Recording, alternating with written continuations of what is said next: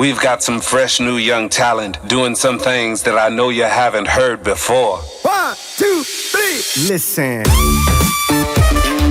Welcome to Finances, your home for all things financial, investment, money and lifestyle. Hosted and curated by the very talented team of certified financial planners, Burke Britton Financial Partners. This is episode number 109 of the Finances podcast, and I'm sure my current guests have listened to every single one of those 108 episodes to date. Is that right, Tom? Of course. Episode 57, one of my favourite. So today's guests are friends, they're clients of Burke Britton, Tom and Grace Parfrey. Thank you very much, guys, for jumping into somewhere where internet actually works for you today and having a chat with me on our little podcast. Thanks very much. Okay. Thanks for having us. Thanks for having us. No worries. Now, I was thinking, like, there's lots of stuff I wanted to talk to you about today. Maybe if I give a little bit of context on why I thought it would be cool to have a chat with you. I know you and I, or the three of us, chat fairly regularly over the course of the year when we catch up for our reviews, and it's generally done in sort of Zoom or Teams, so virtually, because you guys are not in Geelong at the moment. But one of the things I've noticed is that I live vicariously through my clients, right? Like I just love, like, well, I'm a financial advisor, but I just love stories of travel. I love stories of adventure. I love people doing things differently, things that maybe I wasn't able to do or chose not to do as in my life. And I think the same goes for our listeners. Every time we share stories about our clients' travels and adventures and something that they're doing differently, people just absolutely love it. So that's kind of the theme of today. I wanted to talk a little bit about your adventures because you've had some. But I wanted to maybe first start with a little bit of background on you guys. So where you came from, where you went to school, what influenced you as you were growing up. But also, one of the things I was thinking, how did we first meet? Like this, I had in my mind that my mum had something to do with it, Grace. I don't know whether that's true or not. I don't know. I can't remember. It was something to do with the gym. Maybe you knew my mum, or maybe you found us on Google. I couldn't remember. Can you remember the story of how we first came to know each other? I'm going to tell my version. Tom might have a different version. Okay, go. I think we decided that we wanted to do our trip, and we were like, right, we need to save money. We need to get like better with money and better educated and set ourselves up. So I think Tom literally just Googled you and then made contact. And then I think I might have been talking to your mum at the gym on the treadmill, seeing how she was or something. And something come up about, I've just seen this really great financial planner. He's awesome. And she goes, oh, my son's a financial planner. And then we made the connection. So the next time I came in, I was like, right, I know your mother. Well, that's great. I'm glad I didn't hallucinate on that and just imagine that that's the way it was. So, Mum, shout out to you, Mum. I know Mum listens to all of the episodes of the podcast. So shout out to you, Mum. Tom, is that how you remember it, mate?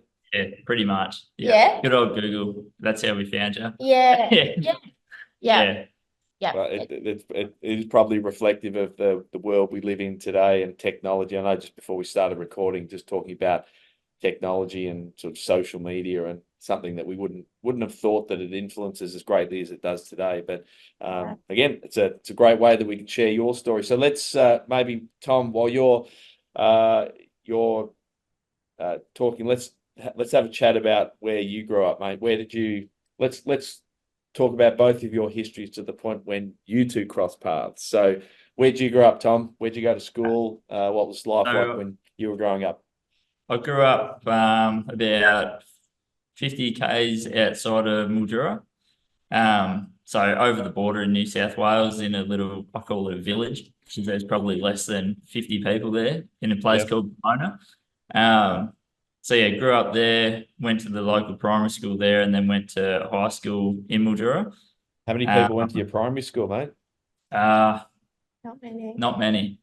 Not many. I reckon probably 11 or 12. Yeah. So pretty small. And then, on to high school in Mildura, a few more people there. That was good. Branch out a bit, meet some more people. And then, I sort of just did a power line apprenticeship. with a local power company, and did that for 4.5 years when I was about 22, and then moved down to Geelong. So moved down to Geelong, got another qualification in underground power lines, and then probably there for, I think, 2 years before we met. And then, yeah. With your schooling, so again, I'm probably going off on a little tangent already, but Willow, my eldest, she's 18, she's finishing year 12, and that idea of working out what you're actually going to do, like with the rest of your life, is like weighs fairly heavily on her and a lot of people. When you're at school, do you have any sense of what you actually wanted to do?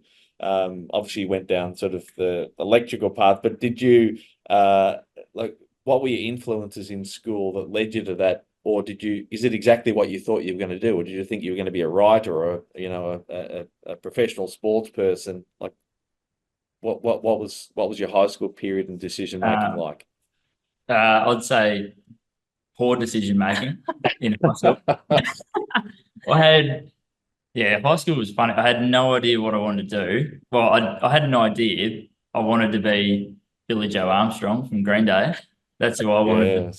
Had the hair to match. Had the hair to match. Like, just basically took his whole look. Just Are dressed. are you a musician or not? Played guitar. Not very well, but yeah. So that's what I wanted to do, but I had no interest in school. I hated studying, hated class. I was basically just going to class to mess around with my mates. Always, like, my mum and dad always pushed me to go to uni because that was the path my brother was going to go on, and he was like straight A's. He'd stay back and do an extra class after school, like in mathematics, which who wants to do that? Not me. What a nerd. Yeah, what a nerd. That's what he did. He was a great athlete, really good at sports. So he was up there, and I was sort of like the black sheep. The black sheep, things you get tough. People would say. But yeah, so I had no idea what I wanted to do. And then I pretty much just got out of school, didn't really get like a good end of school because I didn't study and didn't really care about it at that point. So I just had no idea what I wanted to do, and just did a few random jobs like landscape gardening and stuff like that. Worked for the local council, like a few casual jobs.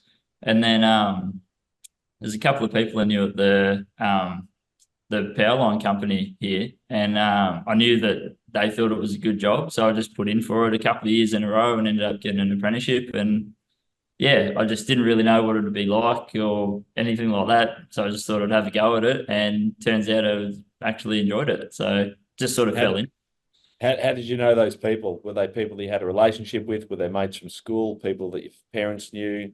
Yeah, so I had an older cousin that worked there. Two older cousins actually that worked there because it's a small town. And they worked there for 5 or 6 years, and they really enjoyed it. But then a bigger one was one of my brother's mates had worked there and done an apprenticeship. And he was always sort of raving about how good it was. So yeah, that was probably a big influence. But other than that, I mean, yeah, I was probably trying to be influenced to go to uni and do a course in something, but I just had no idea what I wanted to do. Yeah. It's great.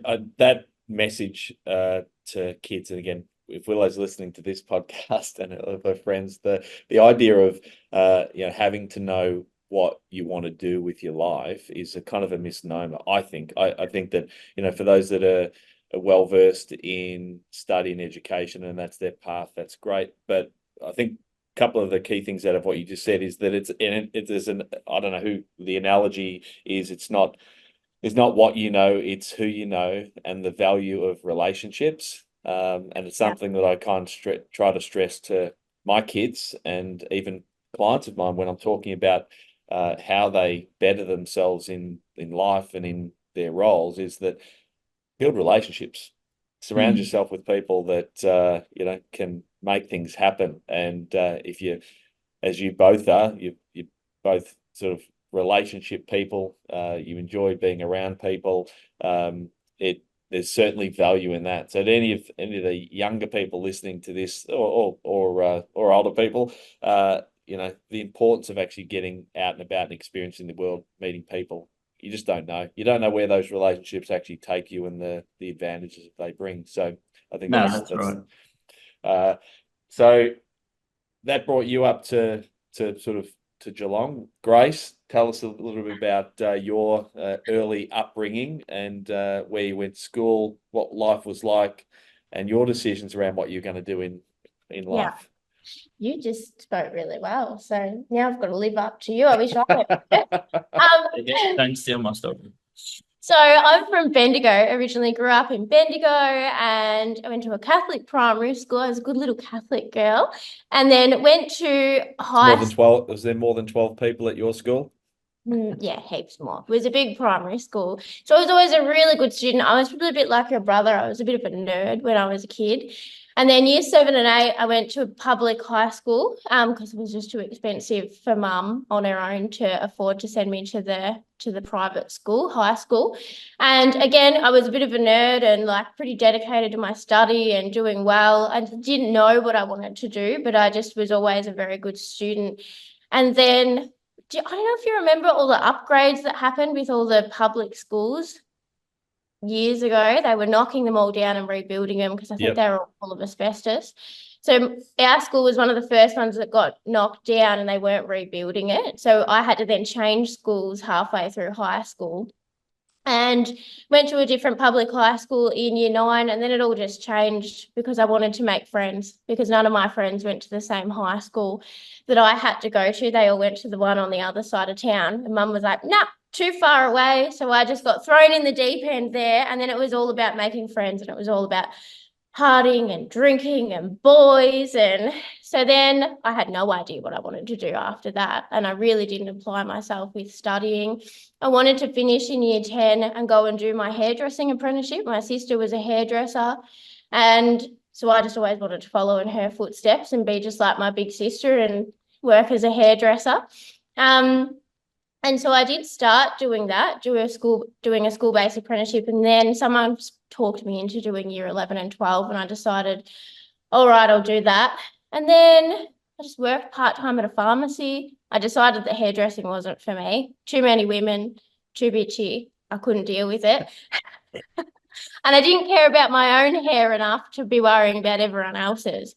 So yeah, just worked in pharmacy and did year 11 and 12. And then when I finished school, mum was the opposite probably of your parents. She was a single mum. She struggled financially. I was still living at home. So she basically said work and pay rent. Like, I don't care about you going to uni. You need to get out there and you need to work and you need to learn how to look after yourself and pay bills and support yourself, which was a really great life lesson for me. And I'm glad that she pushed all of us girls to do that and get out there, because now we really can stand on our own 2 feet and we don't rely on anyone. We learn a lot off mum and all her struggles that she's been through. So I just worked. And then do you know what? One day my elder sister, who was a really big influence on me, she lived over in Geraldton with her husband, and I just had always wanted to move away from Bendigo. I just felt like there was more out there to see and explore, and I had my little blue ute and my swag, and she came home for a week and said, why don't you move over to Geraldton with us and give it a go? Like, you're not really doing anything here of importance, really. Like, you're not super happy. You're just going out, getting on the piss every weekend. Why don't you come over to Gero and see maybe if there's something different for you over here and give it a go? You love it when you come to visit. And I was like, well, I don't have any money. So she handed me a jar with $300 in it. She'd been doing some hairdressing that week and earned some cash. And she said, you can borrow this to pay for fuel to get over to Geraldton, and you can get a job and you can pay me back when you get there. So literally that day, I thought about it, went to sleep, woke up the next morning, went for a walk with her, and I said, yeah, I think I might come with you. And she's like, well, we're leaving today, so you need to pack your shit and you need to get organised. So I packed everything in my little blue ute. I went down to my work and told them I wouldn't be in for my shift that night because I'd be halfway across the Nullarbor and I wouldn't be coming back. Mum was still working, so I went into mum's work and I was like, oh, I'm not going to be home for dinner tonight. She goes, why are you coming into work to tell me that? And I was like, because I'm leaving. I'm moving away. Wow. Yeah, said goodbye to grandma and granddad. My other sister was beside herself. She just had a baby and she was like, you can't leave. And then that night I was somewhere in South Australia on the side of the road with me swag and my little blue ute and all of my belongings and thinking, what the hell am I doing? And then within a week of getting there, I had 2 or 3 jobs offered to me and tried a couple of them and decided which ones I liked and didn't like, and just worked over there in retail for a bit. And I really loved it over there. It's a great spot, Yeah, isn't it? it's really- Tom, I've taken Tom over there. Yeah. It's really good, but I kind of gone from knowing everyone in Bendigo, going out partying and, you know, being very, very social, to going over there with my older sister, who's like 12, 13 years older than me. She had a couple of kids and hanging out with all of the FIFO wives. I was only 18 and they were all in their 30s. Yeah. It was very different for me. And not a lot of young people were kind of moving over there. I made a few friends. So I only stayed there for about 6 or 7 months. And then I decided, stuff it, I'm going to move back. But I had friends in Geelong that were at uni. So they offered me a room for rent down on Paco for $70 a week, which you just would never, ever get that these days. Nope. So I moved into a share house with them. And same thing, it was literally just a snap decision. And overnight I was like, right, I'm going back. My poor sister was beside herself because she loved having me there. And then that was it. That's how I ended up in Geelong. And so there was a lot of snap decisions that that happened. I went to a gym in Geraldton and I thought, how cool would it be to be a PT? So then when I got to Geelong, I had 3 jobs within the week and I worked all 3 jobs and all at once. And then I decided I want to be a PT. So I went and signed up and did my PT course while working 3 jobs. And I don't know how the hell I ever did all of that, but I did it. And then I got a job at a little private studio, and then I got a job managing Anytime Fitness down on Shannon Ave. And then I met Tom, and then the rest is history. Now, it's so I'm unreal, those sliding doors moments. Have you always been that reactive? Have you always, like, meaning that you have always just gone, Yeah. I want to do something, bang, I'll do it. Has that been part of your nature even growing up? Were you a reactive kind of kid, or did that evolve? Like, I were think you, it did you? evolved. Yeah. I think I learned to trust. I think from things like that, I started to learn to trust my instinct and my decisions, and I knew who to talk to as well if I was unsure of stuff, and who would back me and give me good reason, like my elder sister. I wouldn't have gone and gotten that job at Anytime Fitness had I have not spoken to her. I was thinking about this the other day, and just that one conversation with her totally changed my life. I wouldn't know Tom. I wouldn't be married to Tom if I didn't have that one conversation. I was working in a little private studio and I wasn't super happy working there. And I just saw this job and I had applied for it, and the owner called me and for an interview. So I organised the interview and I thought, I'm not going to get this. There's no way I'm going to get this. Like, I'm not going to go from being in this little private studio, not really knowing what I'm doing, to now running a massive gym in Geelong. And my car broke down the morning of the interview and I thought, I'm not going to go. I'm just not going to go. It's not meant to be. And I called my sister and I told her, and I was like, I don't really know what to do. And she said, just go and borrow your housemate's car and bloody go to the interview. The worst thing that could happen is they could just say no. And I nearly was like, nah, she doesn't know what she's talking about. But then I went and did it. I went down, borrowed my housemate's car, drove to the interview. It was the best interview I ever had. It was like having a conversation like this, just a general chat. And then I left, and half an hour later, he said, you've got the job. When can you start? And like, had I have not had that conversation and that voice of reason and made that snap decision, I wouldn't have the best friend that I have now. She was a member of the gym and she's one of the most important people in my life. I wouldn't have my husband. Like, I wouldn't have done all the things that I've done. Like, so I think I've just learnt to the people that I need to talk to when I'm doubting myself, and yeah, just trusting my intuition, I suppose, and just going with that as well. I don't know. There's definitely a couple of superpowers in that. Like, the first one being the value of mentors, the value of surrounding yourself with people that can give you guidance when you're struggling. I mean, your sister's obviously been that for you, and I'm sure there's other people in your life that provide that sort of guidance. Unfortunately, not everyone has that, or people don't value the importance of actually having people that can give them that guidance and direction from a different perspective. And yeah, hats off to your sisters saying, get off your ass and go to that interview. It just reminds me so much of the conversations I have with my kids about, taking action, because that's the kind of, sounds like that's your second superpower. And I've noticed that in the time that I've known the two of you, is that, you're the couple, and Grace, you as an individual, the type of people that will simply take action, and will say, yeah, I'm going to do something. And it's funny, once you actually get a taste for taking action and having a positive on the end of that, when you have that sense of something scary, and you're the procrastinator in us generally, and I think you said it perfectly, like in your head you went, oh, it's not going to work out, it's not going to be any good. But once you have one or two experiences like that, where you have an idea, you sort of subvert the negative in your brain, take action anyway, and then you get an awesome result. You say, oh, is this what I have to do?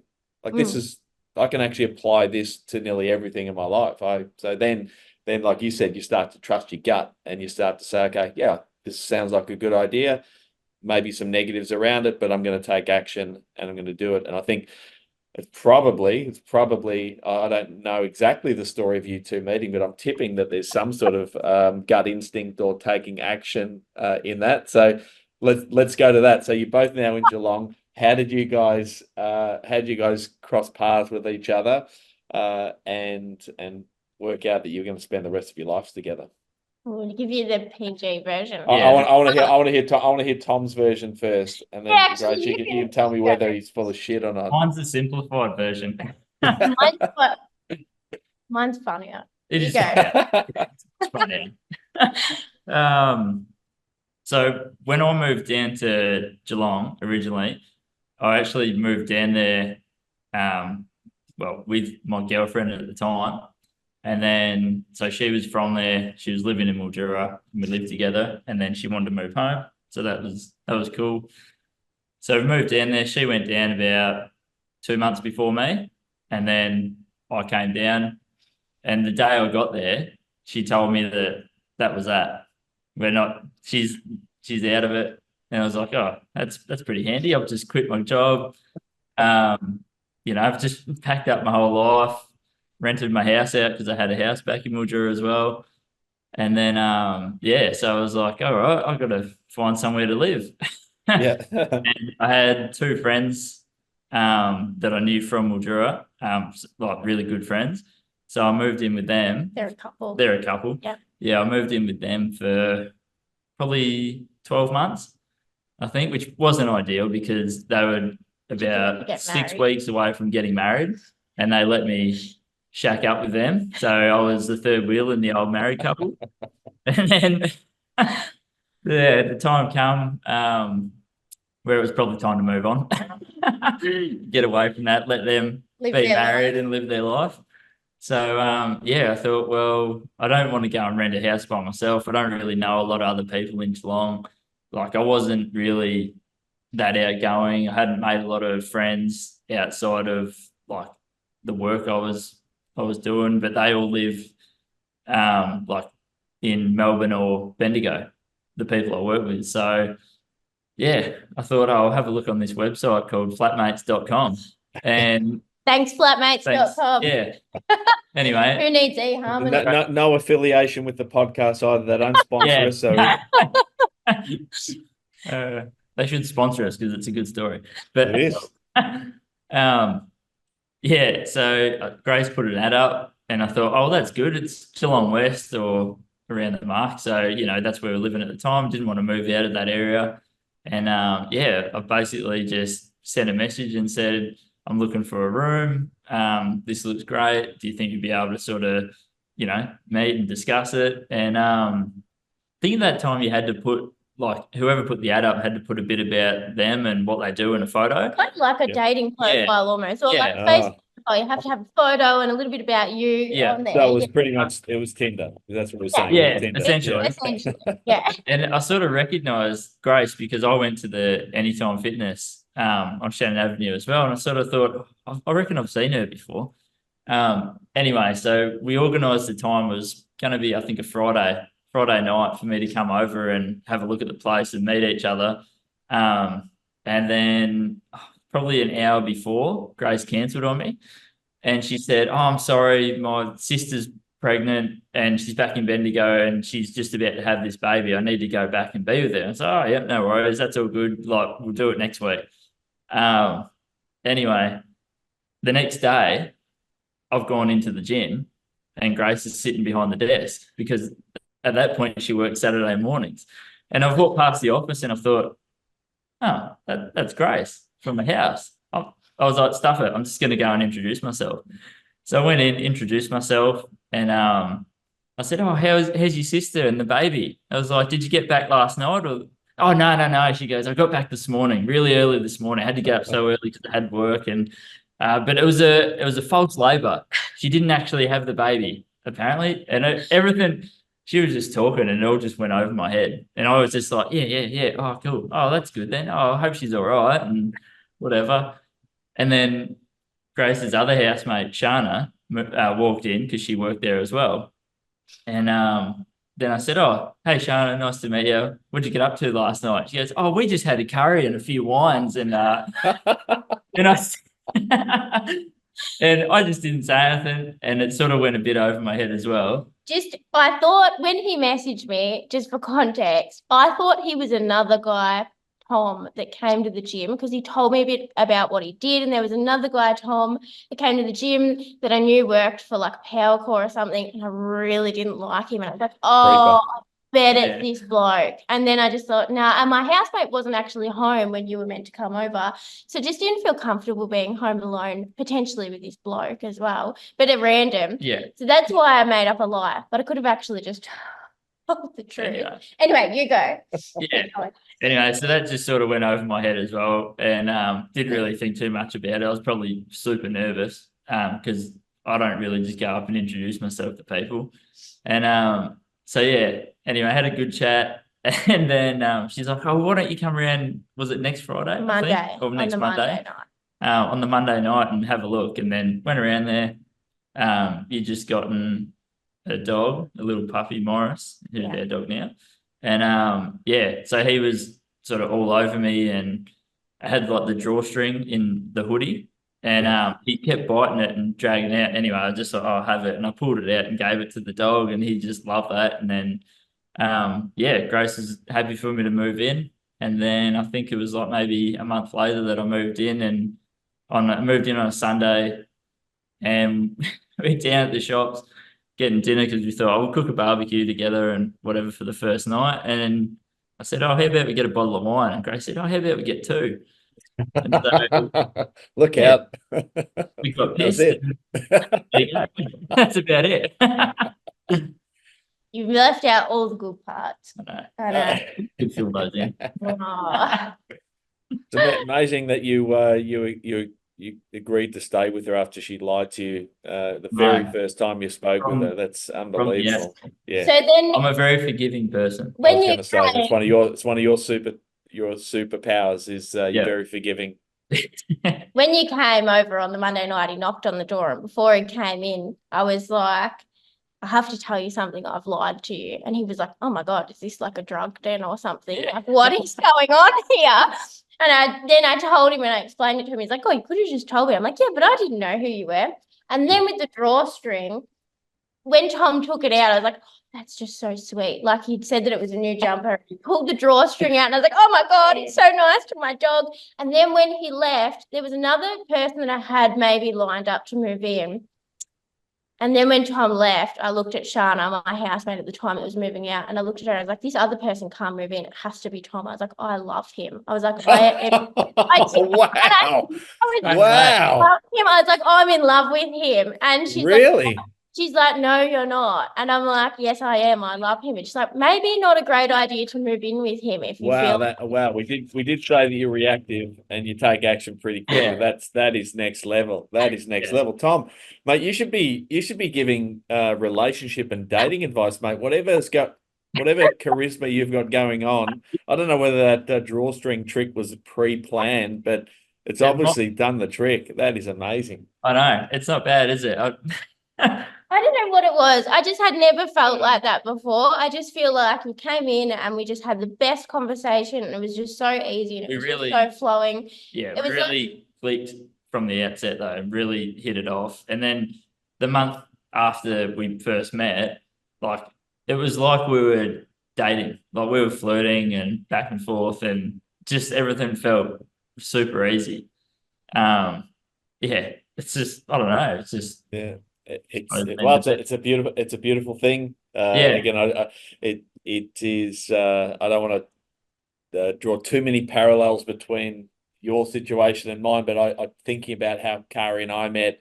I remember the first kind of month, well, the first time we met, I did have that sense that, you know, this is the person that I want to be with, and it was very quick, like very quick, and it's hard to explain. It's one of those gut instinct things that, it's very hard to quantify when you feel that way about someone and you think, actually, this is the person that I want to spend most of my time with. In fact, all of my time with, and that probably it speaks to why I think you guys are so.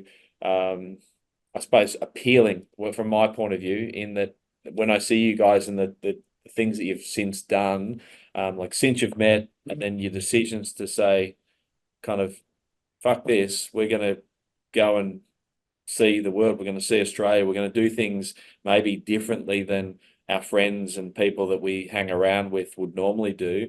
I don't think many people, it's hard to do that with someone that you don't actually, you're not intimately connected with, that you don't have a real someone that you want to spend a lot of time with. So let's fast forward now from when you guys met. Like, how long was it between when you guys met to when you decided, or I suppose when you caught up with me and decided, hey, we're going to take the adventure of our lifetime, we're going to stop what we're doing and hit the road? We literally got together grand final weekend.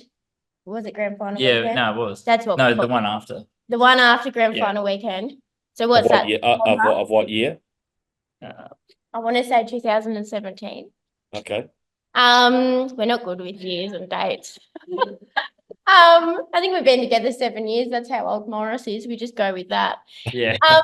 So we literally got together in September and in March. Yeah, it was March. We opened a joint bank account together and when we sat down and we said, I'd always wanted to travel overseas. Had always wanted to go to Europe and like for 6 or 12 months.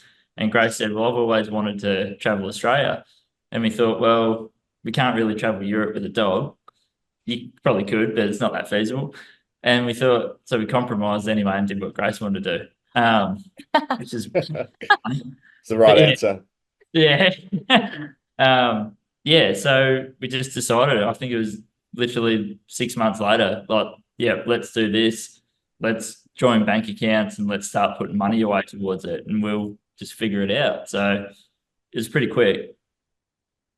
And so when you started to put those plans in place, so you obviously compromised and your idea got squashed and Grace's idea was the one you ran with.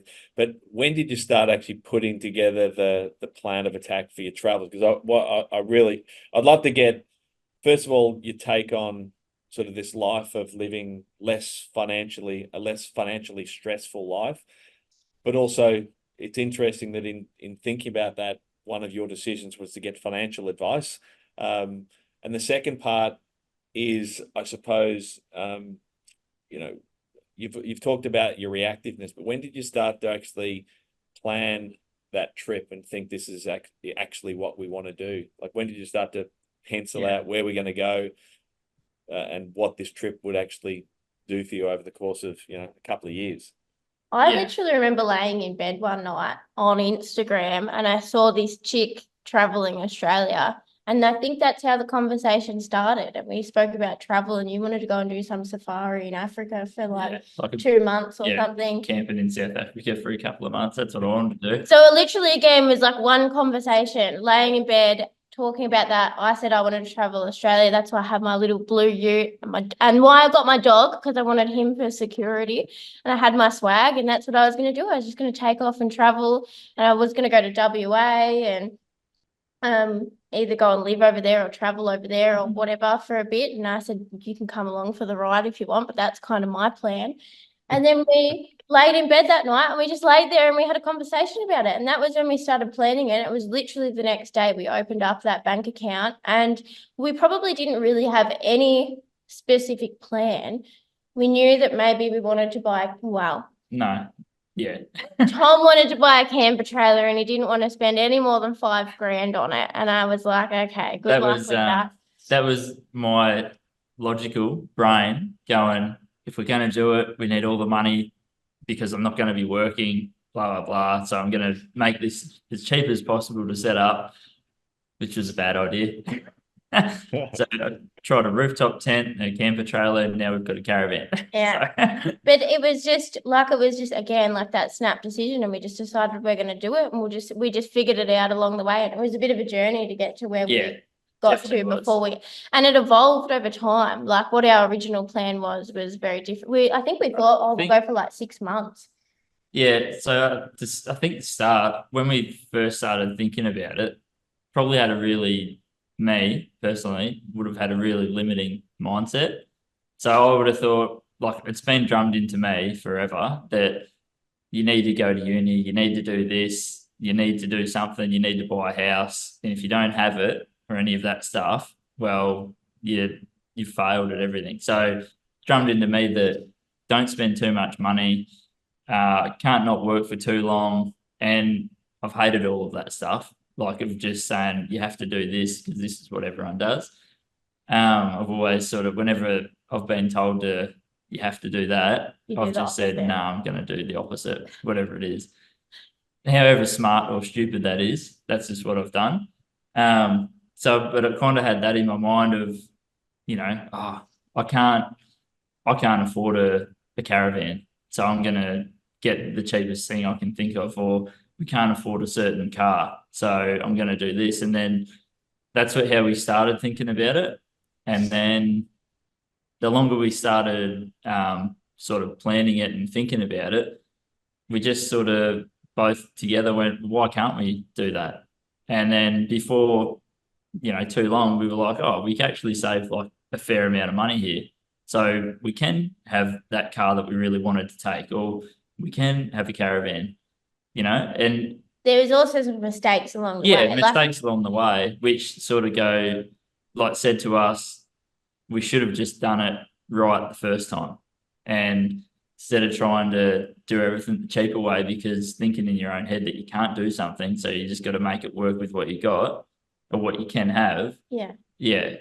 It really sort of proved to us, no, we can do this and we can do it the way that we actually want to do it. Kind of also it speaks to the value of even though if you could have your time again, you probably say, I wish we had have just gone all in at the beginning. Yeah, it's kind of part of the experience, isn't it? Like part of the experience is trying stuff that doesn't work and realizing that it actually doesn't work, and having that lesson that you can apply in the future. And it's fun. I was just thinking about the two of you, and just how complementary you are of one another.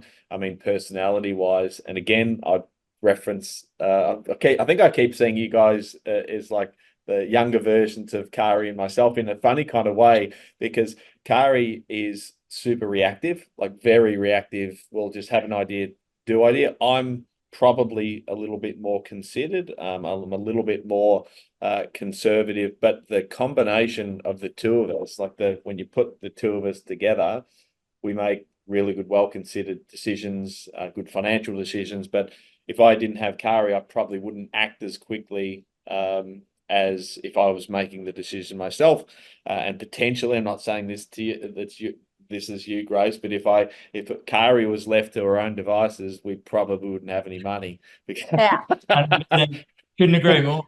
Go in ebbs and flows.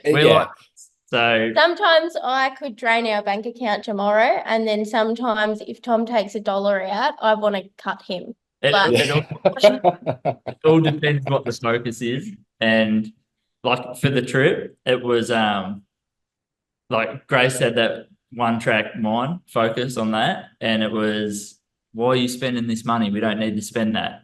And like, because that was her sole focus. So she's very like dedicated when you've got one thing to focus on, I think. And then but for me, like one of the mistakes I probably made was watching too many people on YouTube doing the same thing, thinking, oh, I need this for the car, I need that, I need all these things, and I just go and buy them. And then they'd rock up on the doorstep in the post, and Grace is like, why are you spending all of our money? Whereas a year ago, that would have been her doing that. But also because you just don't know. You think you need and we've spoken about this a lot because we had 12 months to sit around and talk a lot. Yeah. That was your way of feeling like you were doing the right thing by us on the trip, making sure we had a winch or making sure we had safety gear and this and that, so that if we were out in the middle of nowhere and in different situations, that we always were covered. We probably didn't need to spend the $600 or whatever it was for the EPIRB, but I bet if we didn't bloody spend, we've never used it, but if we didn't spend that money and had that in our bank account, we'd probably be dead in the bush somewhere because we would have needed that bloody EPIRB.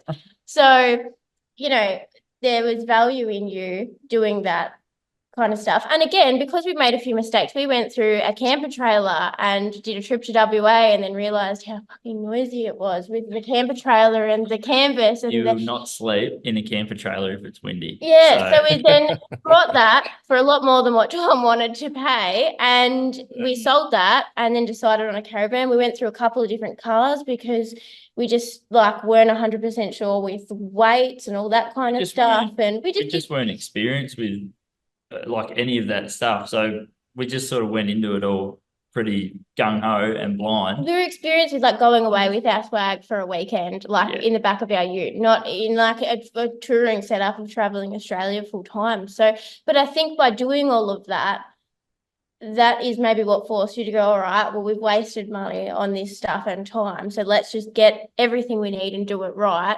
And also I think it was upon reflection, it's a really good lesson because we appreciate so much more what we have now because we had to go through all of that to get to where we are. Yeah, I agree. And we don't sit there and go, I wish we had the 200 series or the big, that'd be great if you had the bigger flasher caravan or this or that. But what we've got is great, and we worked really hard to get there, and we went through a lot of ups and downs to get there, and we appreciate it so much more, and it did everything that we needed it to do and more. So, yeah. It is cliched, but it is the journey. The experience is the journey, not the destination. of having if you go straight to the bells and whistles caravan, you're right, Grace. You don't actually experience the adversity of how you got there. So the experience is potentially less satisfying. One of the things I was thinking about as you were talking about this is that you talked about living.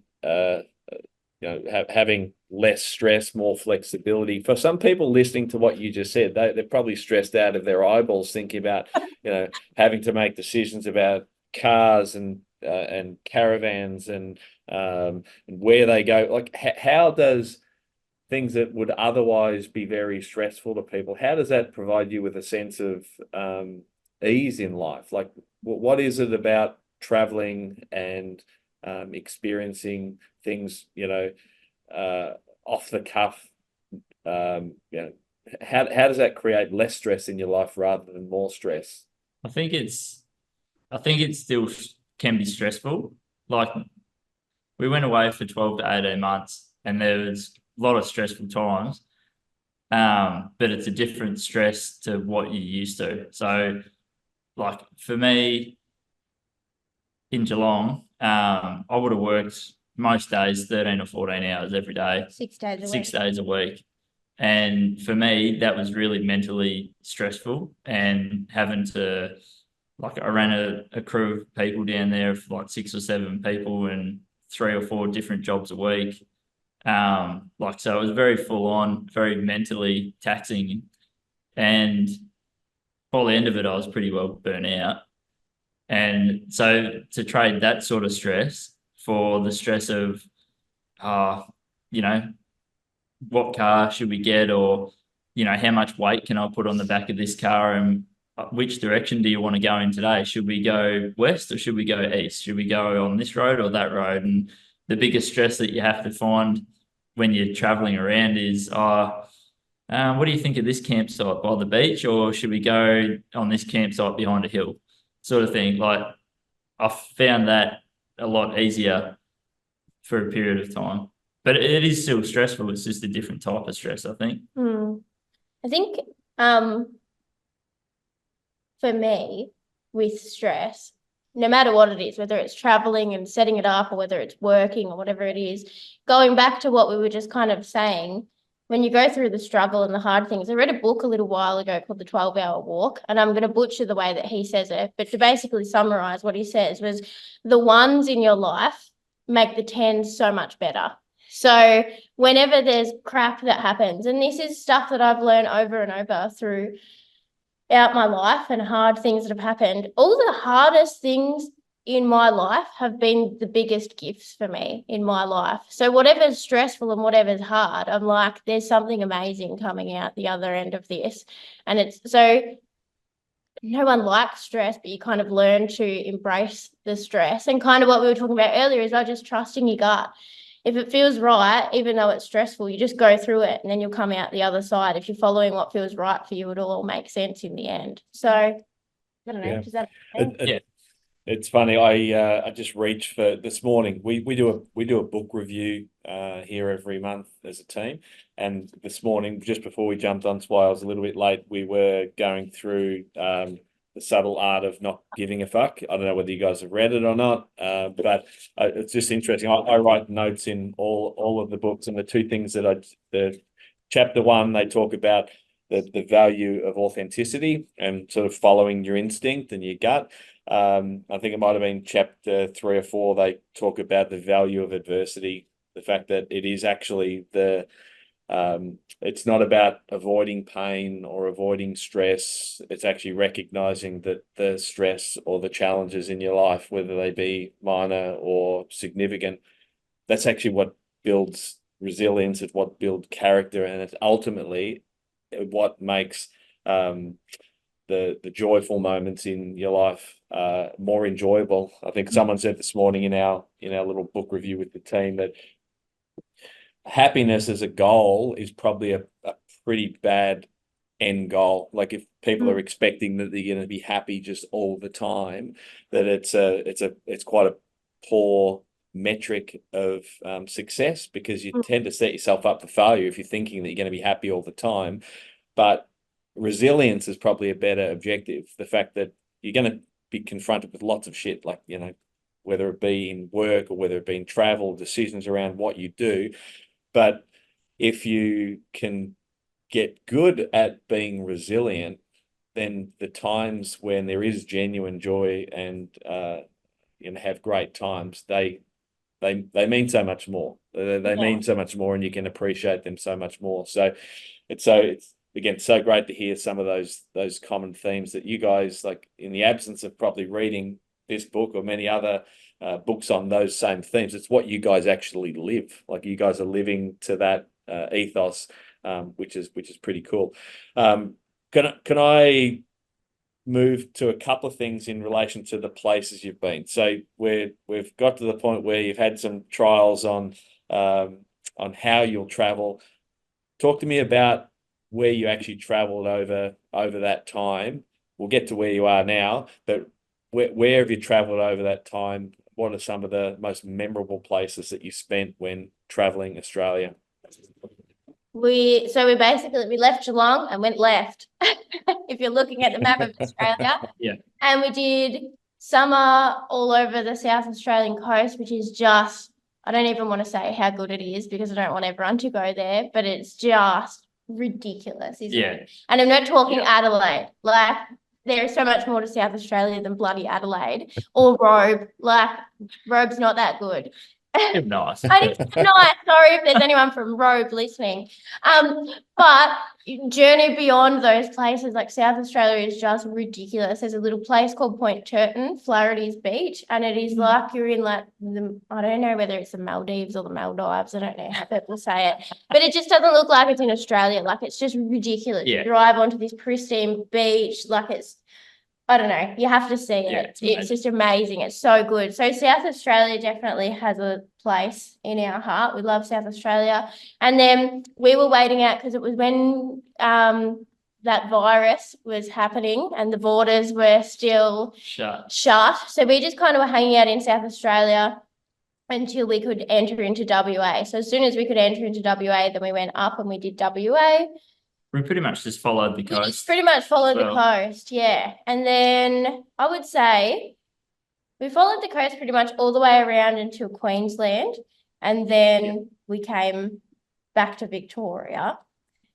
So probably I'd say our top 3 spots for me would be like South Australia, the York and the Eyre Peninsula.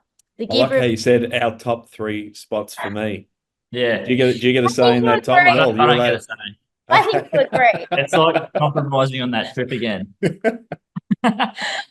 Because we've discussed it a lot, but you might have something different, but I think you agree with me. The York and the Eyre Peninsula in South Australia, the Gibb River Road up in northern WA is just amazing. Yeah. And then we actually, again, spur of the moment decision, had a few beers on Christmas and we just gotten engaged before we left on our trip. And I said, do you reckon we'll get actually married, Darl? Do you reckon we'll get married?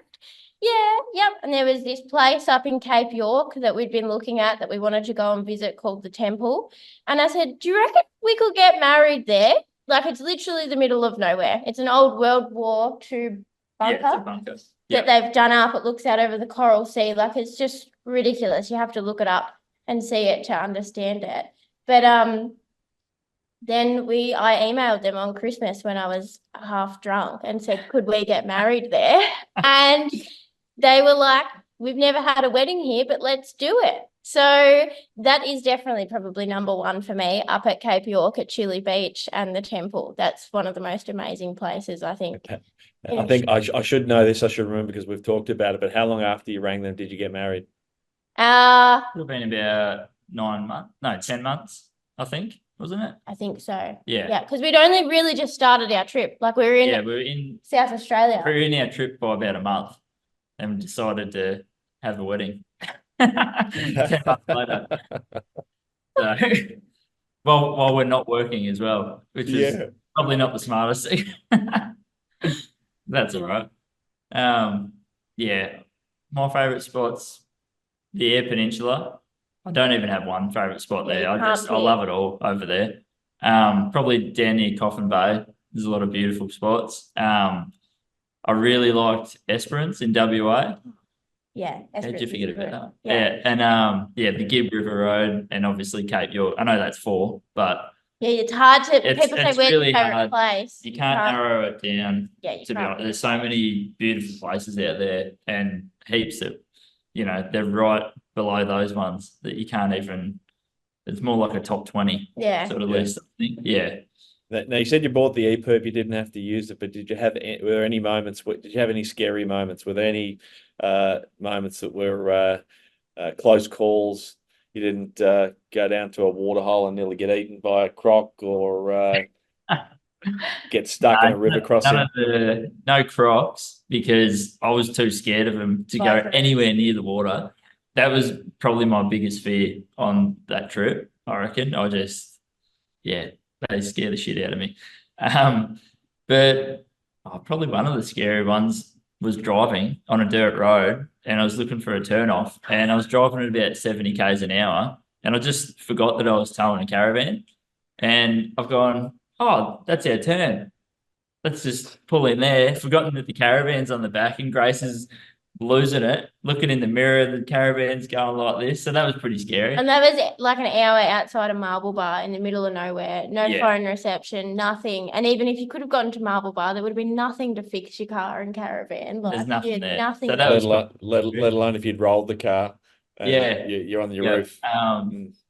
Yeah, it wasn't too many like hairy situations that we put ourselves in. I think because I was too scared of putting myself in those situations, and like we really like if we wanted to move up somewhere, we'd drop the caravan off and we'd sort of go and scout out ahead where we were going.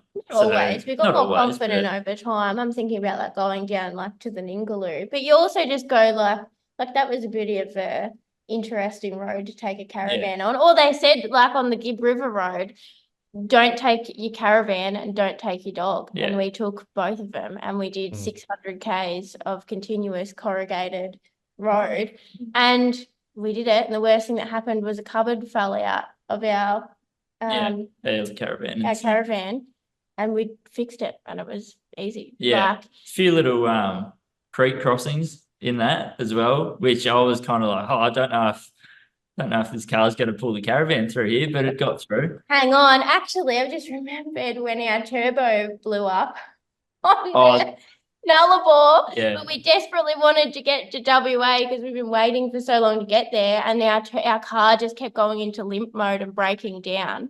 And we should have turned back and gone to Adelaide and gotten it fixed, but reactive was like, let's just keep going. We'll get there. We'll get there. And we got there, but we broke down 6 times in one day on a 40-degree day in the middle of the Nullarbor. Like there's nothing there. We just kept limping it across the Nullarbor and we got to Esperance and got it sorted. Talking about stress, that was pretty stressful actually. That was a stupid decision. Did you nearly pull the EPIRB out, mate? I'm going to have to. I was contemplating a lot of things. I was like thinking about ringing up work and saying, I'm done. I'm coming back to work. This is too much. Yeah, that was probably the most stressful thing that we've done, to be honest. And we got there. Yeah. And we made it across, and then we didn't even go straight to Perth and get it fixed. We just kept traveling until we got there. So I just thought, I was like, the car's still going. We'll just deal with it. So we still did another month or so before we got to Perth and got it fixed. So just do it, don't you? Yeah, Figure it out. Figure out a way to get it done. So let's fast forward a little bit to where you guys are now, because I also like the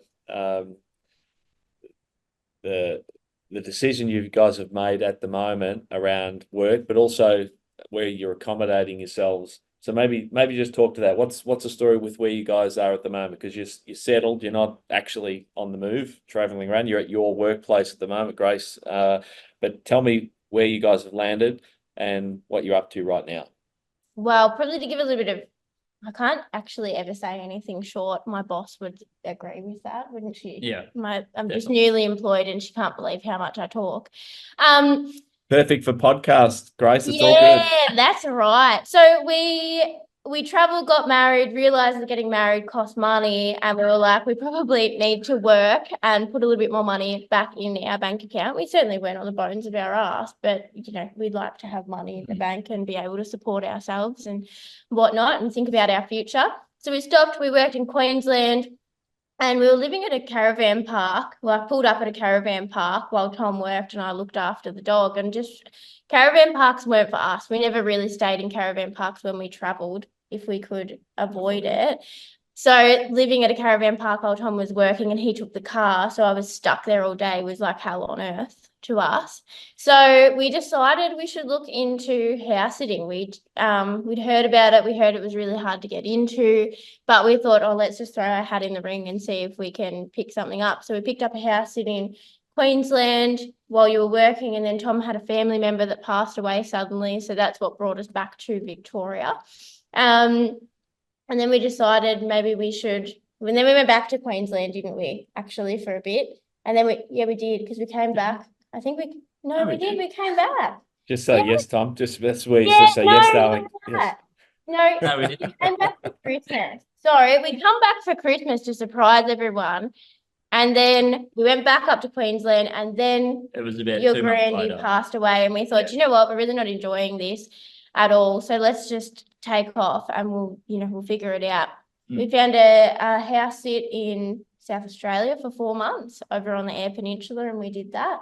And we decided, and then Tom was able to pick work back up with his old company, doing a little bit of fly out stuff. Yeah. And we probably just didn't even think that that was a possibility with his work, that they would offer him stuff from a remote location, but they needed workers and they were happy to let him do it. So we thought, why don't we keep doing this? This makes sense. We're looking after someone's property. We're still able to live in different locations and travel around, but we kind of we're sick of being on the move all the time, but it's nice to just have a bit of your own space and your own privacy. And we've got a cattle dog who's very protective and he likes his own space and his own privacy as well.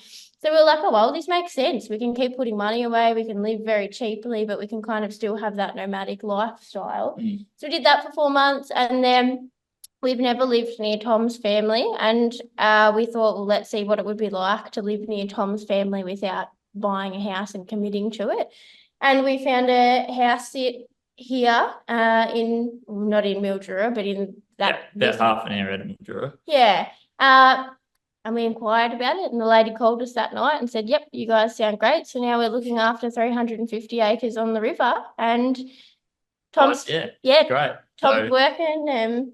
Oh, you're working now too. And now I've just started working as well. I've just gone and done my Reformer Pilates instructor course, and I ran my first classes this week. So that's us now. And it just can I ask a question about the house sit? Obviously it's one of the other things that kind of intrigues me about the options that are out there for people who want to be sort of nomadic and want to live alternate lifestyles and travel. How do you go about getting a house sit? Is there a website? How do you find a house sit, and how does it work? Like what are your costs? What are you responsible for? What do you get as a part of house sitting? Yeah. So the first one we did in Queensland, we just came across that on Facebook. There was a Facebook group for house sitters.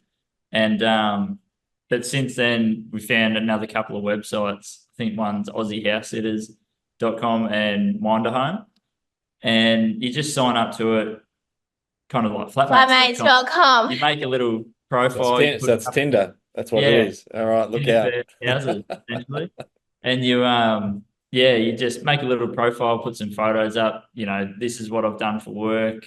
I've done this experience before, blah, blah, blah. We've house sat here. Tell them all this stuff about you. And then people can either choose to put an ad up for their place, or they can reach out to you on your profile and say, I've got this place. Would you like to house sit for me? If they think you match and suitable. So that's what we did, really, for both of them, the one in South Australia and the one here in Mildura. And pretty much works as though if you've got a caravan, then you can pull up there and they'll provide power and water for your caravan. So sometimes, or they give you the option to live in the house. Or they'll give you the option to either live in the house if that's what they want. So it's kind of dictated by what the person wants. But for us, because we've got a self-contained caravan, just power and water, you don't pay any bills, you don't pay the power or the water usage. The deal is sort of they exchange that for you take care of the lawns and the gardens, make sure no one breaks in, and any animals. Yeah, any animals, if they've got that, you take care of that as well. So you just maintain their property for them, and that's sort of the exchange. Who's looking after the 300 acres? Is it adjusted, or do you have to do anything on the acreage itself? Mainly grass. So what do you have to do for the acreage? So 300 acres. Well, it used to be a working property, but it's not now. So just maintaining it, like slashing. Like I jump on the tractor and slash the driveway, slash some paddocks, get on the get the sprayer unit and spray weeds. And she's got a couple of horses as well, so I'm just working horses. But I grew up around horses, so I'm comfortable to do that. So I take the horses and they run behind the motorbike every day and give them their exercise and ride them and feed them and organise their hay and the farrier and all that kind of jazz. And then just jumping on the mower and mowing the lawns and making sure the garden's nice. I mean, there's a million things you could do on a property that big. You can do as much or as little as you want, but they're the general kind of things to maintain. And also the pumps, like keeping an eye on the pumps and the irrigation and cleaning out the filters and making sure there's no leaks. There's plenty of stuff to keep an eye on. There's a bit on a property that size. without What- it being a working farm. Yeah. Yeah. And what sort of time frame have you got on that farm? Do people give you like it's 3 months? I'm assuming some people it's only short term. In this instance, is it a long-term deal? How does it work? Well, this one was supposed to be from October Till through to April. Easter, like this year. So, but it's kind of indefinite at the moment. We've sort of been offered because the people that own it, they just want to keep traveling to different places and they just keep want to sort of enjoying their life, and then sort of come and go as they please. But yeah, they've kind of offered and said, oh, if you want to stay here for 5 years, you can stay here for 5 years, just as long as you want. As long as we're traveling, we're happy to have you guys here. So yeah, it's kind of just indefinite, I guess. Mm.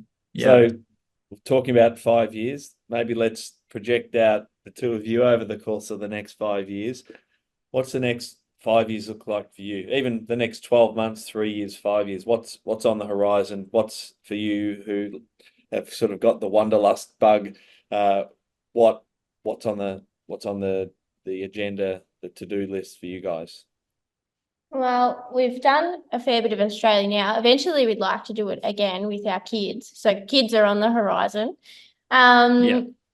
But we've done a bit of Australia. So I think now, before kids come along, we're going to do a little bit overseas. We've been to New Zealand in between our last house sits, and then the owners are home at the moment. So we've just booked to go to the Cook Islands for a couple of weeks while they're home. So we've kind of got that agreement as well. If they're back for a little bit, we've got the flexibility and freedom to be able to go away. Yeah. So I think still a bit of travel, and maybe it is a little bit still within Australia, but a bit overseas if we've got the ability to. Yeah, if we can. So yeah, Yeah. a couple of kids, and who knows? I think we're just really happy at the moment to just stick with what we're doing because it just makes, and being a financial advisor, a little bit of finance stuff that comes into it, it just makes good financial sense to continue doing what we're doing given the way of the world at the moment. We're living for very cheap, but we're able to earn pretty good money, and so we're just going to knuckle down, and then who knows where the road will take us. We'll just see. It gives us then that flexibility and that freedom and those options if we wanted to travel again when we do have a couple of kids. Yeah. And It is super hard though to just stay in the one spot, because I think now that we've made all these snap decisions like, oh, let's just go and do this or let's do that, sometimes you can stay in the one spot and kind of go, what are we doing? Are we actually working towards something? But we are. It's just we're probably used to making reactive decisions now. We've got to sort of you've been trained very well now. So yeah, just to make and now I've reactive got to decisions. relearn a bit of patience. It's hard. Grace, you mentioned something, and I don't want to make this about Burke Britain or myself, but it's obvious that you guys know me through my role as a financial advisor.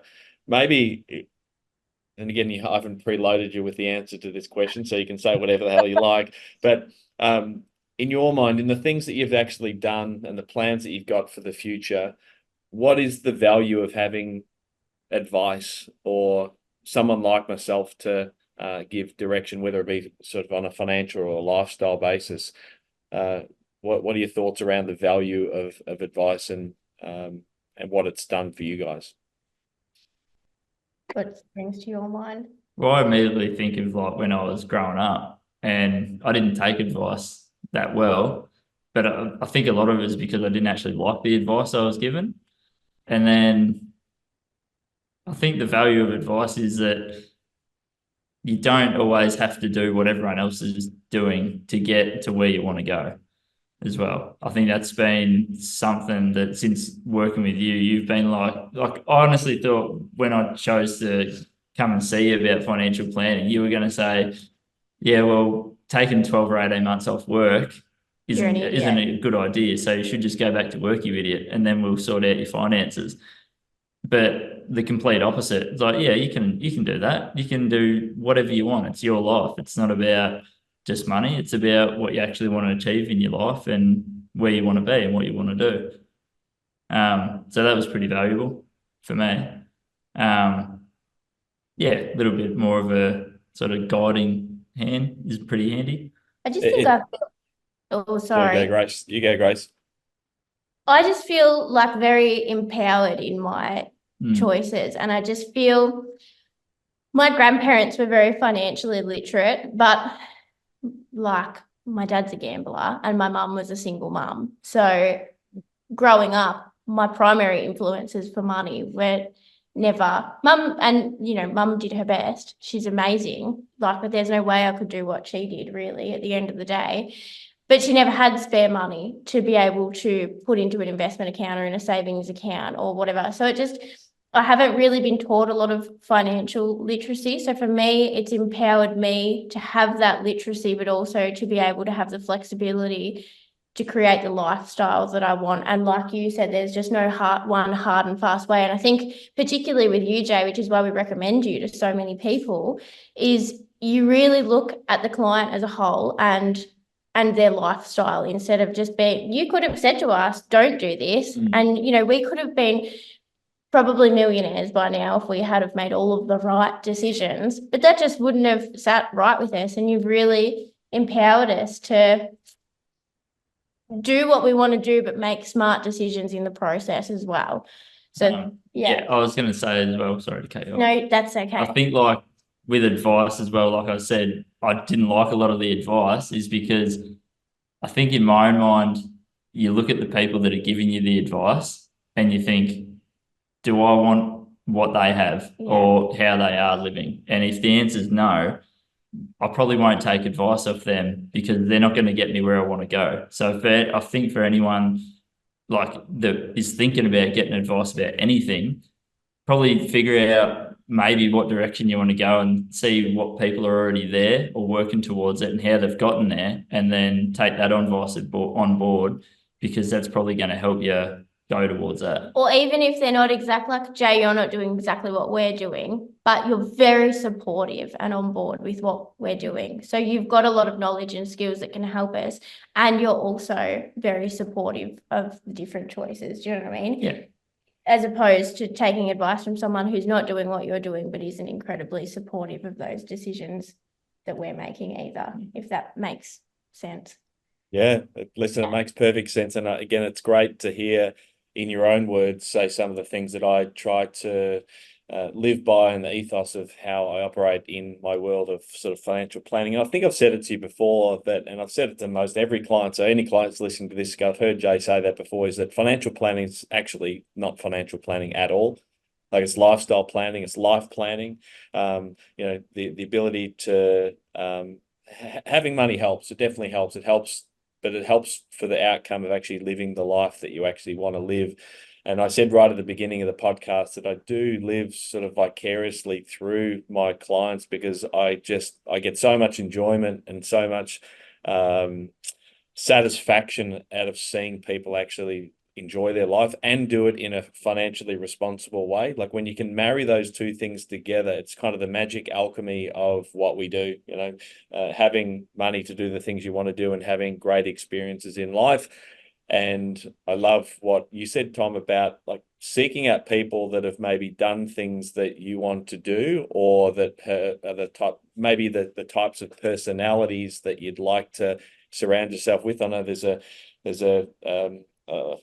little quote somewhere. I'm not sure who to attribute it to, but you're sort of the average of the 5 people that you spend the most time with, and that speaks to a little bit around the idea of mentorship. You mentioned it, Grace. Like you kind of want to surround yourself with good people, and I do it myself. Like I get advice and counsel from people. I have advisors, and they're definitely people that are doing things that I want to do. And one of the reasons I gravitate towards the two of you, because you two are doing stuff that I want to do. I go back to when, I was in my early 20s and life circumstances, sliding doors meant that I went straight into business rather than traveling around Europe with my friends. So my life looked a little bit different, but it's interesting that all of my life experiences, having 5 kids, having a business, having some loss and tragedy in family, they have all those things have made me a better person. And I think they make me a better advisor. They make me a better counsel and better mentor for all of the people that come and seek advice from me. So, anyone listening to this think that they go to a financial advisor and he's just going to tell them that if he does say or she says, if all they focus on is money, then you probably want to exit stage left and go and see someone that actually marries up finances and lifestyle and is actually genuinely interested in what you're all about. Now, guys, I'm mindful of time, not mine, yours. I appreciate the fact that you guys have taken an hour or so out of your day today to speak with me, but I had just a couple of rapid fire questions before we sort of wrap up. First one's kind of on the same realm of advice, but not necessarily financial advice. But what's the best bit of advice that you've actually received? It could be around travel, it could be around family, it could be around money, whatever you like. What's the best bit of advice you think you've been given? And did you implement that advice? If you did, how did you implement it? What do you reckon? No, don't ask me. I'm trying to think. It's not it can be a small thing. Maybe it's the best advice around your trips and your travels that you might be able to offer to someone else. I was going to say, you take air out of your tyres when you're travelling on corrugated roads. That's pretty good advice. Do you know what? I've actually just thought of it. I just needed a couple of seconds. We met so many older people on the road, and every single one of them said, we wish that we did it when we were younger. We wish that we weren't so scared, and we wish that we didn't listen to the advice of our parents or other people around us that said, don't do it, it'll be the biggest mistake of your life. And they were all like incredibly envious of us and what we're doing, and they just think it's the greatest thing ever, and just for us to keep doing it for as long as we can.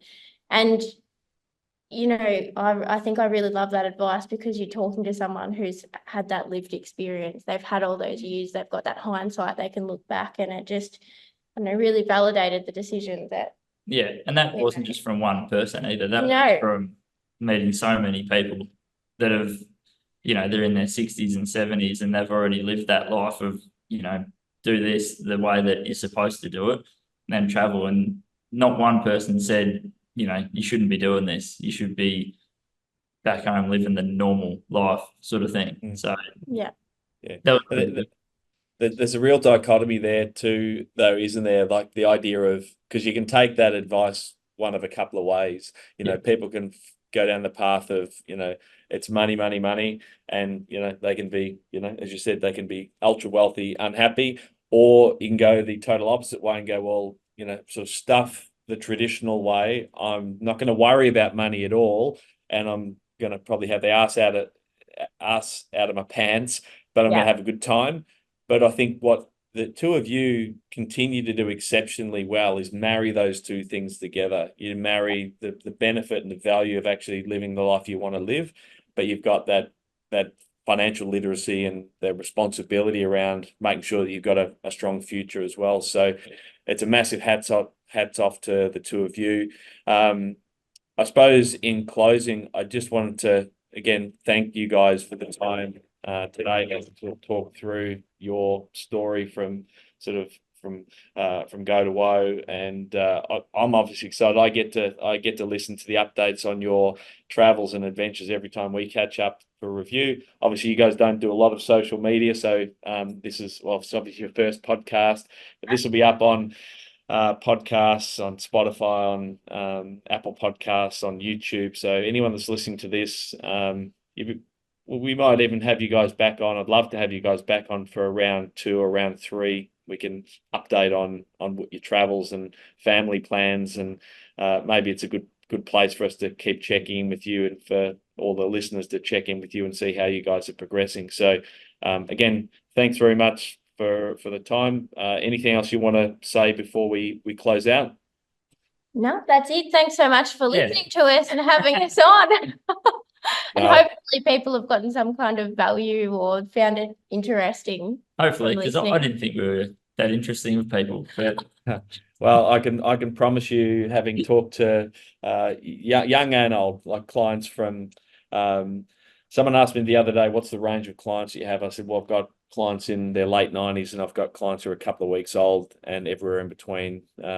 We look after families, and in those family groups that we look after, there's people that take inspiration, as I said at the start, there's people that take inspiration from stories from people that, you know, they wish they could, or maybe it inspires people to actually take action to do things that they think they couldn't otherwise do. I love your story. I love hanging out with you guys and talking about what you're doing. As I said, I take inspiration from it, and I'm sure many other people will. So again, thanks again. Look forward to a round 2 in the future. And yeah, thanks for coming on. No worries. Thanks so much, mate. We hope you enjoyed today's episode. If you're keen to understand more about how financial advice could benefit you, follow us on Instagram, Facebook, and Twitter at Burke Britton FP, or Google Burke Britton Financial Partners. Check out our client reviews, testimonials, and make a time to meet one of our certified financial planners by clicking Book Now on our website. Thanks for listening. Any information contained in this podcast is of a general nature only. No account was taken as to the objectives, financial situation, or needs of any particular person. Therefore, before making any decision, listeners should consider the appropriateness of any information with regard to their particular objective, financial situation, needs, and seek independent advice from a licensed professional specific to their circumstances. All right, hit it. That translates to, don't be a moron and act on what some random person says on a podcast. Take personal responsibility, do your homework, ask questions, and speak to an actual human that knows what they're talking about before you do anything. PP Financial Solutions Proprietary Limited, trading as Burke Britton Financial Partners, are authorised representatives of AMP Financial Planning Limited, AFS, licence number 232706.